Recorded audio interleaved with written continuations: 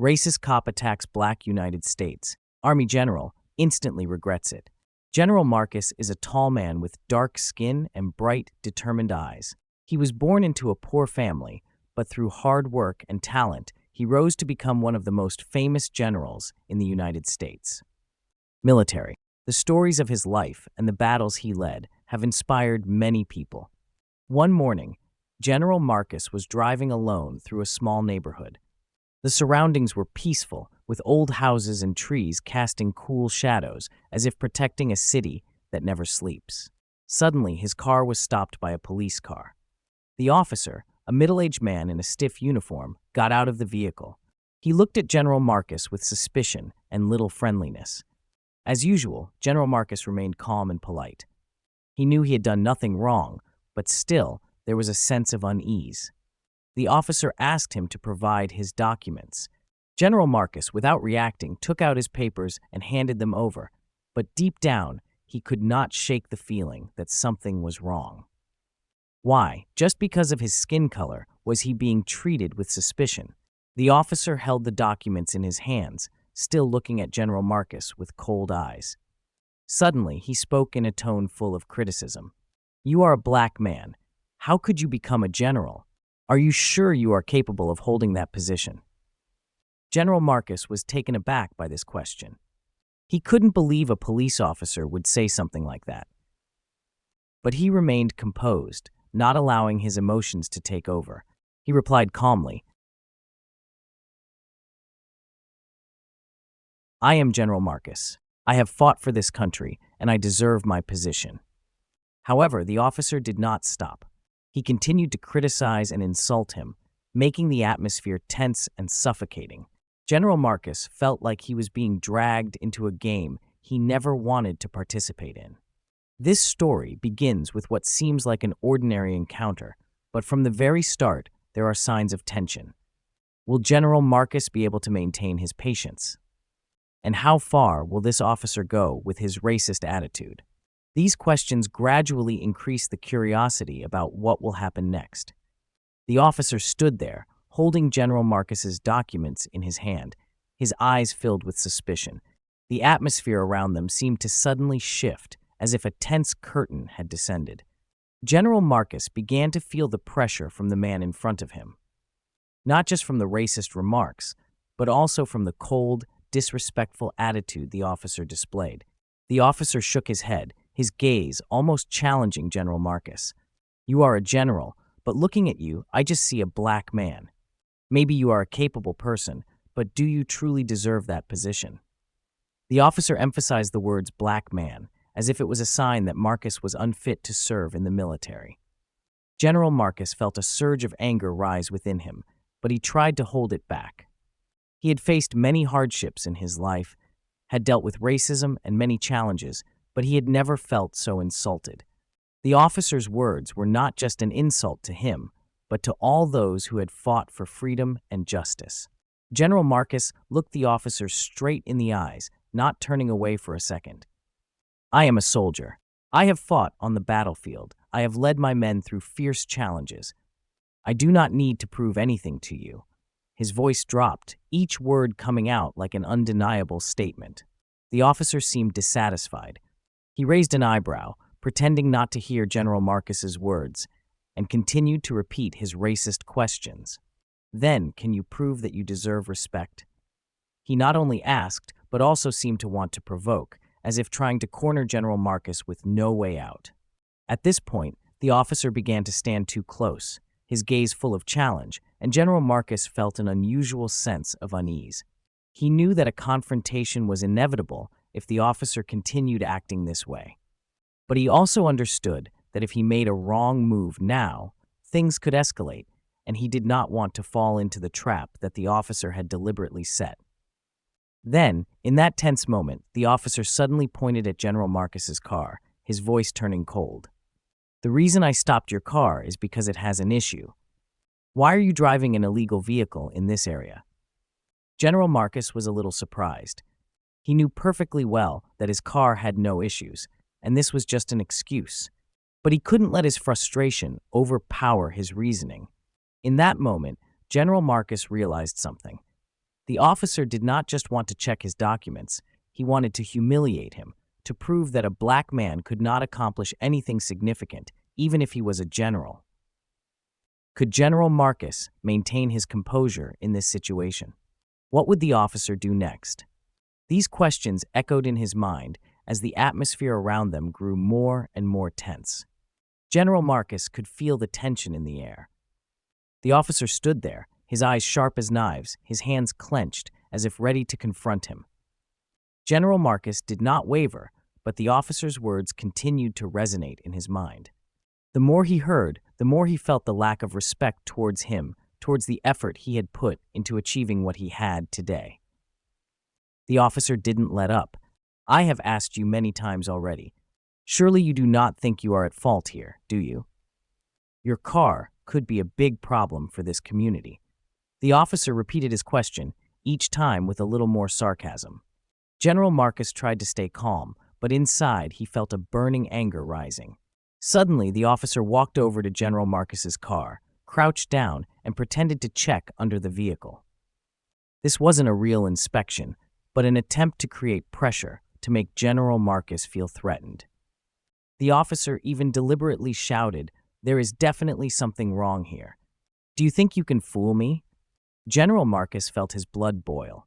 He knew that the officer's words had no legitimate basis, but what hurt him most was the way the officer looked at him, like he was worthless. A black man who could never be a general in the United States Army, and these thoughts, though unspoken, were clearly what the officer felt. General Marcus turned back, maintaining a calm voice, but there was a coldness in his eyes. "Don't try to provoke me. I am General Marcus. Everything I have done, I have dedicated my life to this country. If you do not understand that, then you will have to answer for your actions." The officer paused for a moment when he heard this, but then he sneered. "Oh, really? A general like you, being made difficult by a cop like me? How funny." General Marcus felt the tension rising. Everything was spiraling out of control. The officer's words were becoming unbearable, but he knew that if he did not stay calm, this situation could lead to an unwanted confrontation. While General Marcus was trying to hold back his emotions, the officer continued to rant, trying to insult him even more. The officer's words were like a knife stabbing straight into General Marcus's self-esteem. He didn't just want to check his documents, he wanted to humiliate him right in front of everyone. How much longer could General Marcus endure? Would this officer truly stop, or would he continue provoking him? The questions about General Marcus's patience, his self-control, and the officer's attitude were becoming more and more intense, making the atmosphere even more suffocating. The officer continued standing near General Marcus's car, his eyes still full of challenge. Each word he spoke felt like sharp knives cutting into General Marcus's dignity. It wasn't that he was scared, but he could sense the ugliness in the officer's soul. A person who he once believed would protect and maintain order was now the one insulting and tarnishing his honor. "I cannot believe it," the officer continued. "A man like you becoming a general? Do you really think you deserve that? There must be something wrong, because a man like you could not achieve that rank without some help." The officer's words were like a powerful blow to General Marcus's chest. He felt that the officer's questions were no longer an ordinary interrogation. It had become a direct challenge to his ability, to the position he had painstakingly built over the years. General Marcus took a deep breath, trying to suppress his emotions. He had long been accustomed to such cruel words, but he could not deny that this time they frustrated and disappointed him more than ever. "This officer does not understand me," he thought to himself. "It is not just racism, but a lack of respect for the effort I have put in."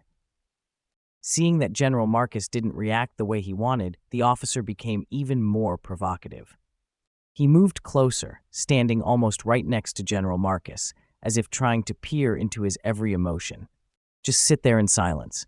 I see no reason to respect a man like you. You are just a black man, and your position as a general is a huge mistake." General Marcus could feel the officer's breath on his face, but he maintained his calm demeanor. Deep down, he was wondering, how can people be this cruel? How can I let this man belittle me and everything I have sacrificed. But then, a sudden shift occurred. The officer stopped just criticizing and began moving closer, his hands outstretched as if he wanted to provoke a fight. It felt like the situation could explode at any moment. General Marcus felt everything was slipping out of his control. Rage surged within him, but he knew he could not lose his composure. "Don't test me," General Marcus said coldly, his eyes glowing like fire. "I have fought my entire life to earn what I have. You do not understand, and you never will." The officer was silent for a moment, but then he mocked. "Really? Then prove it. Prove whether you are truly deserving of respect." He placed his hand on the gun at his side, as if threatening General Marcus, wanting to see what he would do next. General Marcus felt a wave of fury rise within him, but he knew he could not act impulsively. One wrong move would make everything worse. And in that tense moment, he realized that the officer didn't just want to humiliate him, he was trying to push him into a situation from which he couldn't escape. General Marcus took a deep breath and decided he would not give the officer what he wanted. He would not let this racism win. But could he keep his composure and find a way to escape this situation without making things more complicated? These questions spiraled through his mind as each second passed, and the situation grew increasingly tense and unpredictable.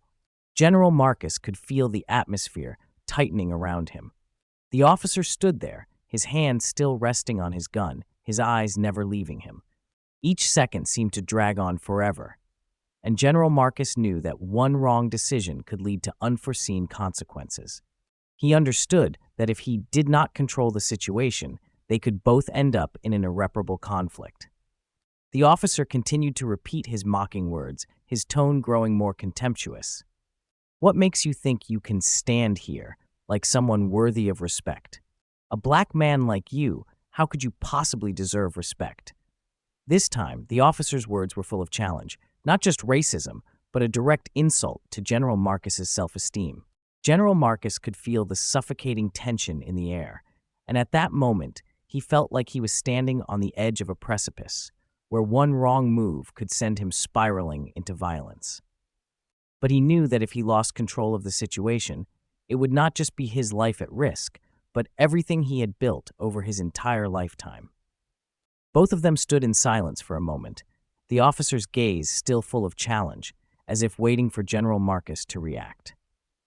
But within General Marcus, he did not just feel anger anymore. There was something deeper. This officer wasn't a simple person. He didn't just want to check the car or documents he wanted to test, to push General Marcus's endurance. And General Marcus knew that if he did not respond the right way, everything could turn into an unavoidable fight. In that tense moment, an idea flashed in General Marcus's mind. He might not be able to change this officer's mind, but he could show him that racism could not diminish the value of a person. And no matter what, he would not allow himself to be defeated. But just as General Marcus was about to speak, the officer suddenly stepped closer, and something strange happened. He removed his hand from his gun, and his voice became more tense. "Honestly, I do not understand you.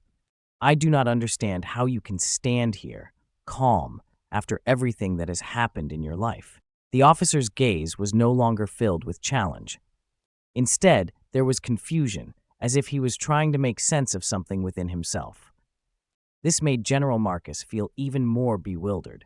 Is this officer starting to doubt himself? Is he beginning to realize something wrong in the way he has treated me? General Marcus didn't know whether the officer had truly changed his attitude, but he couldn't miss this opportunity to stand firm in his principles. He looked the officer directly in the eyes and replied firmly, "I have fought not only for this country, but for the values it represents.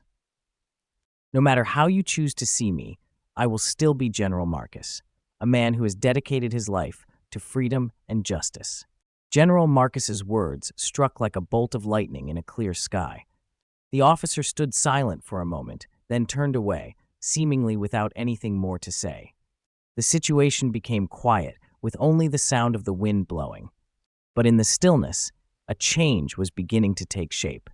General Marcus realized that he was not just fighting with this officer, but with something much larger, the discrimination, the injustice that he and so many others faced every day.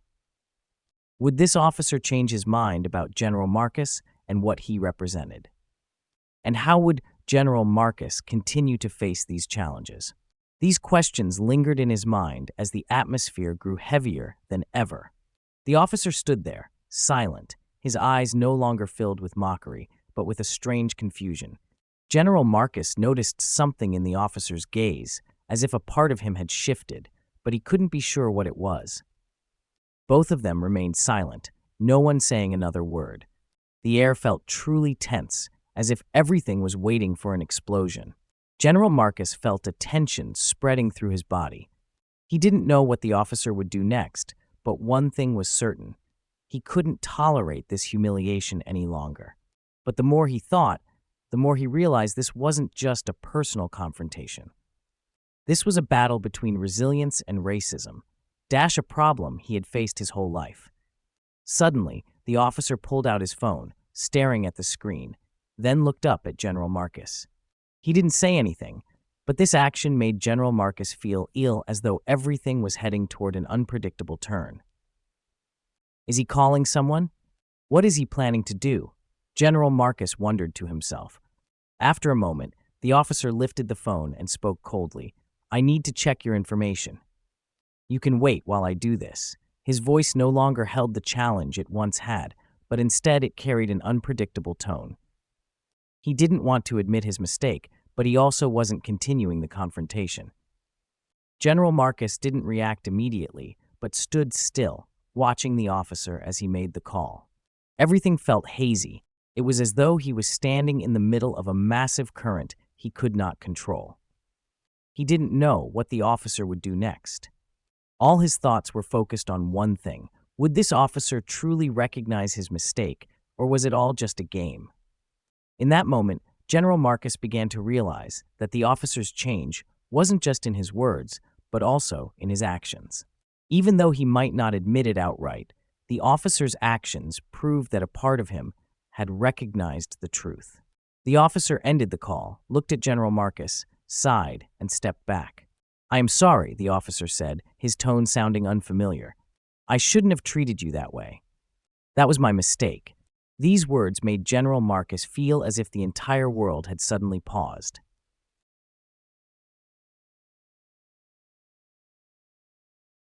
He couldn't believe that the officer had admitted his mistake, but the apology carried a truth he couldn't deny. They both stood there facing each other in silence. General Marcus still didn't say anything, but within him, a change was taking place. He realized that it wasn't always necessary to fight with force or anger. Sometimes a sincere word could change everything. But this story wasn't over.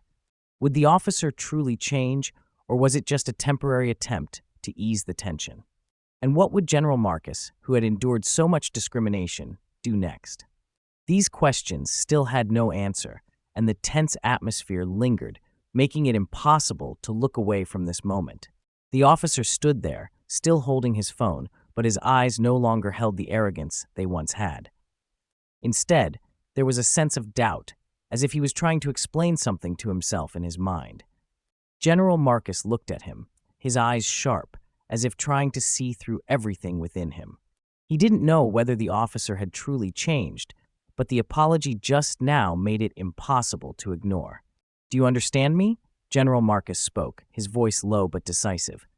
The officer looked up at him, but did not answer immediately. General Marcus continued, Every day I face discrimination. Every day I have to prove I deserve what I have. It is not an easy story. The officer remained silent, but General Marcus's words seemed to shake his thoughts. He didn't know what to do, didn't know what to say. Something was changing in him, and he could not deny it. I do not understand the hardships you have been through, the officer said quietly, as if speaking to himself. General Marcus looked into the officer's eyes and sighed. Not everyone can understand the pain that people like me have to endure. But at least you can respect me, respect what I have done. It was a powerful reminder, not just about his position in the military, but about human dignity. At this moment, the officer seemed to have grasped part of what General Marcus had said. He put his phone back into his pocket and stood still, not daring to do anything further. A silence stretched between them, as if both were reflecting on what had just happened. No one spoke, but the tension still lingered. General Marcus felt deeply that this was a turning point, not just for the officer, but perhaps for himself as well. General Marcus had been prepared for this moment. He knew that not everyone could easily change, but at least this officer had opened up an opportunity for them to understand each other better. The officer stood there, seemingly lost in thought, unsure of what to do next. But finally he spoke. "I do not know how to apologize, but I want you to know that I do not think the same way anymore. I am not a bad person." These words, though small, were a signal to General Marcus. While not everything had changed, the officer had begun to realize his mistake. This is the beginning, General Marcus thought, feeling as though he had opened a new door. However, would the officer be able to maintain this change? Or was it just an empty promise? General Marcus no longer wished to criticize or blame. He understood that change had to come from within. And even though this officer hadn't completely changed, at least he had taken the first step in doing something important, a real conversation where understanding could begin to take root. In that moment, everything seemed to stop, but change was still waiting ahead. Would this officer truly keep his promise? And General Marcus, with everything he had been through, would he continue this battle? These questions still had no answers, but they would undoubtedly lead them to an unexpected conclusion. The silence between General Marcus and the officer stretched for a few more seconds, each of them seeming to search for answers within themselves. The light from the police car cast down, making the atmosphere even heavier. General Marcus could sense the officer's confusion, but it wasn't enough to make him feel at ease. He had endured too much pain and disappointment, and it was not easy for him to trust that a change could come from just a few words of apology. "You do not have to do this," General Marcus finally spoke, his voice deepening. "I do not need your pity. I just need you to see me as a human being." His words were firm, full of resolve. He was tired of having to explain why he deserved to be treated fairly. His eyes never left the officer, as if to say, "I will not let you judge me based on your prejudices." The officer didn't respond immediately. He lowered his head, his gaze empty, as if searching for an explanation for himself. He didn't know why, but the truth was that General Marcus's words made him rethink a lot. He had never truly thought about the lives of people like General Marcus. He had simply followed what he was taught, knowing only the images society had constructed about black people. But now, everything seemed to be changing. The officer sighed, his gaze slowly turning strange, as if he was standing on the verge of an awakening. "I do not think I can fully understand everything you have been through. But I want to try. I want to change," the officer finally said, his voice quiet but sincere. General Marcus looked at him for a long moment, then nodded. "That is the first step," he replied. "Sometimes, all it takes is a little courage to reconsider oneself." He didn't know if the officer would truly change, but at least he had opened up an opportunity for self-transformation. As for General Marcus, he did not expect more. He understood that change does not always come quickly, but if he could change even one person, that would be a great victory. The officer seemed to feel a sense of relief after General Marcus's words. He no longer felt compelled to act in any particular way. "Thank you," he said sincerely, but not as an apology. It was a thank you from someone who had realized that they were not always right. General Marcus smiled faintly, not saying anything more. He knew that, no matter how this situation ended, at least they had had a real conversation, one that could be the first step toward change. But would the officer keep what he had learned, or would it just be a fleeting moment? And would General Marcus be able to continue facing these challenges without ever forgetting the valuable lessons he had learned from his own life? These questions did not have immediate answers, but in the heavy air of tension, both knew that this encounter would be an important milestone, an encounter that could change not only themselves, but also the way society perceives and treats each other in the future. The conversation between General Marcus and the officer had ended, but the atmosphere around them remained heavy. General Marcus turned and walked away without saying another word, but inside, he felt a subtle change. He didn't feel joy or victory, but at least he felt he had done something important. He knew that even small changes could make a significant impact. And he also knew that while he could not change the entire world, he could change a small part of it. The officer stood still, watching General Marcus's silhouette fade into the distance. A strange feeling washed over him. He no longer felt the arrogance he had before. General Marcus's words had made him realize that he could be wrong, and the prejudices of society had influenced how he viewed others. He wanted to do something to prove he could change, but did not know where to start. "Can I really change?" The officer wondered inwardly, but there was no answer. He looked down at his hands, feeling as though he was not strong enough yet to face the thoughts in his head. Was he seeking forgiveness or just empty words to comfort himself? Meanwhile, General Marcus continued walking, but suddenly he stopped, turned around, and looked at the officer. At this moment, the air between them was no longer tense. "Don't let this just be a moment. Remember what I said," General Marcus said in a deep but serious tone. "Life isn't easy for anyone, but we can make it better if we learn to change." The officer heard those words and nodded, though he still had many conflicts inside.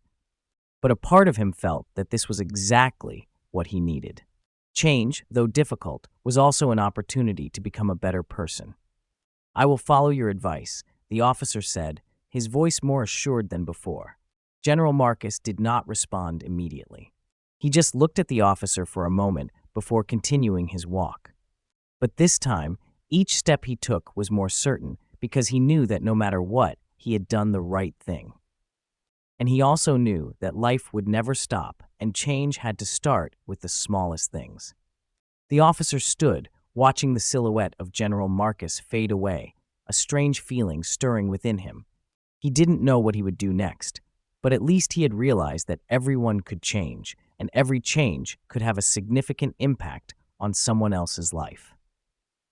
So the story does not end here. Change, though a small step, opens up a new path, not just for this officer, but for anyone willing to reflect on themselves. And in a world full of challenges and discrimination, sometimes just one encounter, one genuine word, can change everything. Will the officer truly keep his word and change? And will General Marcus continue to face new challenges in life? The answers remain a mystery. Thank you all for watching until the end. If you enjoyed the video, do not forget to subscribe to the channel and turn on notifications so you never miss out on the best stories. See you in the next one.